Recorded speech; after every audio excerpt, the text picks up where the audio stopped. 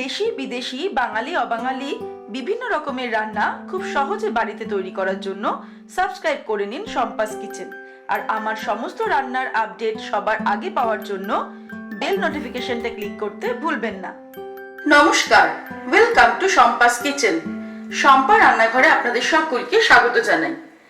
আজকে আমি তৈরি করব দারুণ একটা সুইট রেসিপি, মালপোয়া। মালপোয়া আমাদের সকলেরই প্রিয়, আর বাড়িতে যে কোনো পুজো হলেই কিন্তু মালপোয়া বাড়িতে তৈরি হয়। সুতরাং দেখে নিই, চলুন এই স্পেশাল মালপোয়াটা কিভাবে তৈরি করছি। রেসিপিটা ভালো লাগলে অবশ্যই রেসিপিটাকে লাইক করুন এবং নিজেদের পরিচিতদের সঙ্গে শেয়ার করতে ভুলবেন না। মালপোয়া তৈরি করার জন্য আমাদের যে উপকরণগুলি লাগবে সেগুলি হলো, আমি 1 কাপ পরিমাণ ময়দা নিয়েছি, সুজি হাফ কাপ, মাওয়া বা খোয়া ক্ষীর নিয়েছি 50 গ্রাম, ভালো করে গ্রেট করে নিয়েছি, চিনি নিয়েছি 2 কাপ শিরা তৈরি করার জন্য, স্যাফরন 1 চিমটি, মৌরি 1 টিস্পুন, এলাচ গুঁড়ো হাফ টিস্পুন, কনডেন্স মিল্ক, আর এর সঙ্গে লাগবে সাদা তেল আর দুধ। মালপোয়া তৈরি করার জন্য সবার প্রথমে আমি 1 কাপ ময়দা একটা বড় বোলের মধ্যে নিয়ে নিয়েছি। ময়দাটাকে কিন্তু আমি একটু চেলে নিয়েছি যাতে এর মধ্যে কোনো লাম্পস না থাকে। এর মধ্যে আমি দিয়ে দিচ্ছি হাফ কাপ সুজি, 50 গ্রাম মাওয়া খুব ভালো করে মিহি করে গ্রেট করে নিয়েছি, সেটা দিয়ে দিলাম।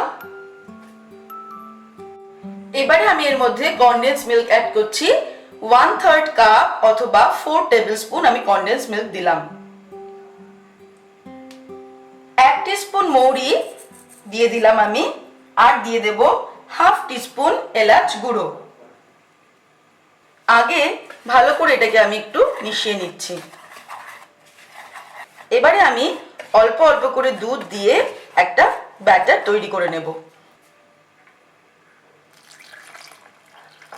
প্রথমে আমি হাফ কাপ মতো দুধ দিয়ে দিলাম, তারপর দুধটা অল্প অল্প করে অ্যাড করব। দুধটাকে আমি আগে থেকেই ফুটিয়ে ঠান্ডা করে নিয়েছি।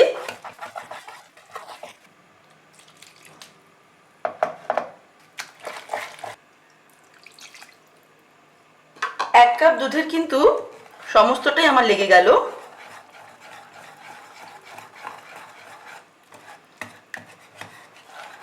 খুব ভালো করে ফেটিয়ে নিতে হবে ব্যাটারটাকে। এবারে আমি এর মধ্যে একটু জল অ্যাড করব, কারণ ব্যাটারটা আমাদের আর একটু পাতলা করতে হবে।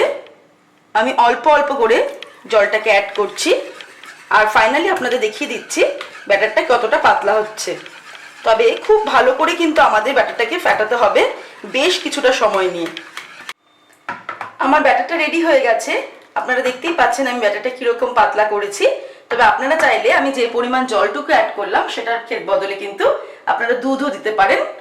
আর এতে আমার 1/4 কাপেরও কম জল অ্যাড করেছি। এবার আমি এই ব্যাটারটাকে 15 মিনিট রেখে দেব, তারপর আমরা নেক্সট স্টেপের দিকে এগোবো। এবারে আমি শিরা তৈরি করব, তার জন্য আমি 2 কাপ চিনি কড়াইতে দিলাম, আর 2 কাপ চিনির জন্য আমি দেব 2 কাপ জল। যে কাপে আমি ময়দা মেপেছি সেই কাপেই কিন্তু চিনিটা মেপেছি, 2 কাপ জল এর মধ্যে দিয়ে দিলাম। এটাকে এবার আমরা হাই ফ্লেমে ফুটাবো যতক্ষণ না চিনিটা সম্পূর্ণ জলের মধ্যে গুলে যাচ্ছে। 2 কাপ চিনিতে 2 কাপ জল দিয়ে আমি হাই ফ্লেমে ফোটালাম। এবার যখন চিনিটা সম্পূর্ণ গলে গেছে, আঁচটাকে আমি মিডিয়ামে দিয়ে দিলাম। এর মধ্যে আমি অ্যাড করে দেব 1 পিঞ্চ স্যাফরন। মিডিয়ামে রেখে এটাকে আমি 3-4 মিনিট ফুটিয়ে নেব। প্রায় 5 মিনিট মতন আমি শিরাটাকে মিডিয়াম ফ্লেমে ফুটিয়ে নিলাম। আমাদের শিরাটা রেডি হয়ে গেছে, কারণ মালপোয়ার জন্য কিন্তু খুব বেশি ঘন শিরা আমাদের দরকার নেই, জাস্ট একটু চটচটে মতো শিরা হলেই হবে। এবারে আমি এটাকে অফ করে দিচ্ছি। শিরাটাকে আমি ঢেকে রাখবো যাতে শিরাটা উষ্ণ গরম থাকে। ঢেকে দিলাম। এবারে আমরা নেক্সট স্টেপের দিকে এগোবো। এবার আমি কড়াইতে তেল গরম করে ব্যাটারটা ছেড়ে দিলাম, তবে মাঝারি আঁচে কিন্তু আমাদের ব্যাটারটা ছাড়তে হবে। মাঝারি আঁচে আমরা মালপোয়াগুলোকে ফ্রাই করব। একটা সাইড ভাজা হয়ে গেলে খুব সাবধানে আমরা মালপোয়াটাকে উল্টে দেব। আবার অপর পিঠটা ভেজে নেব। গোল্ডেন ব্রাউন করে আমরা সম্পূর্ণ মালপোয়াটা এপিট ওপিট করে কিন্তু ভালো করে ভেজে নেব। মালপোয়াটা আমাদের ফ্রাই করা হয়ে গেছে, এবার আমি এটাকে তুলে নিলাম। 3-4টে মালপোয়া ভেজে নেওয়ার পর আমি মালপোয়াগুলোকে রসের মধ্যে চুবিয়ে দিচ্ছি। 10 মিনিটের জন্য আমরা রসে মালপোয়াগুলোকে চুবিয়ে নিয়ে কিন্তু তুলে নেব। আর খেয়াল রাখতে হবে মালপোয়াটা যেন সম্পূর্ণ রসের মধ্যে ভিজে থাকে, আর রসটাও যেন উষ্ণ গরম থাকে, একদম ঠান্ডা যেন না হয়ে যায়। এভাবে আমরা 10 মিনিট চুবিয়ে রেখে মালপোয়াটাকে কিন্তু তুলে নেব। 10 মিনিট মালপোয়াগুলোকে রসে ভিজিয়ে নিয়ে আমি এটাকে তুলে নিচ্ছি। এবার আমি সার্ভিং প্লেটে এটাকে তুলে নিলাম।